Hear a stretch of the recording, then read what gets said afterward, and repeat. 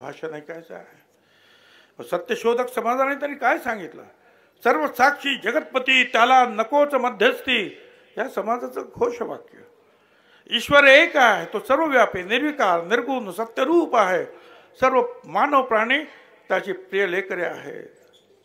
ईश्वराची भक्ती करण्याचा मानवाला पूर्ण अधिकार आहे. आईला संतुष्ट करण्यासाठी अगर बापास विनवण्यास जशी मध्यस्थ दलालाची गरज नाही, त्याचप्रमाणे सर्व साक्षी परमेश्वराची भक्ती करण्यासाठी कोणाची दलालाची आवश्यकता नाही. कोणी जातीने श्रेष्ठ नाही, फक्त गुणाने श्रेष्ठ होईल. महात्मा फुलांनी त्यांनी सांगितलं. हेच तर आपण त्यांनी सांगितलं. हे किती आपण लक्षात ठेवणार आहोत. महात्मा फुलांनी शेतीवर लिहिलं, बेरोजगारीवर लिहिलं, कामाच्या बाबतीमध्ये, आरक्षणाच्या बाबतीमध्ये आम्ही सुद्धा जेव्हा सांगतो त्यांनी लिहिलेलं आहे.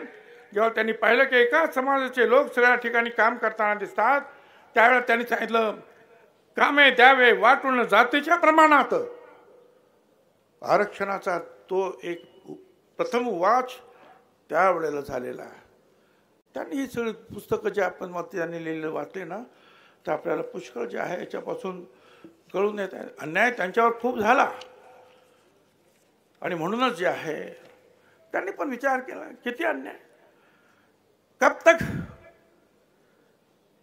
तक देखे ये दुर्भाव, हम देखते देखते ही दिल थक जाता है.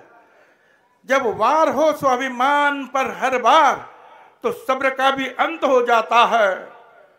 चुप कर क्या मिलता है आखिर, दिल का दर्द ही बढ़ता है.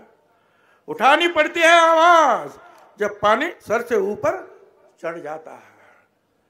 ज्यावेळा पाणी डोक्याच्या वरती जातं त्यावेळा आवाज उठवावा लागतो. तो आवाज त्या काळामध्ये उठवण्याचं काम महात्मा ज्योतिराव फुले, सावित्रीबाई फुले यांनी केलं आणि त्यांना सगळ्यांनी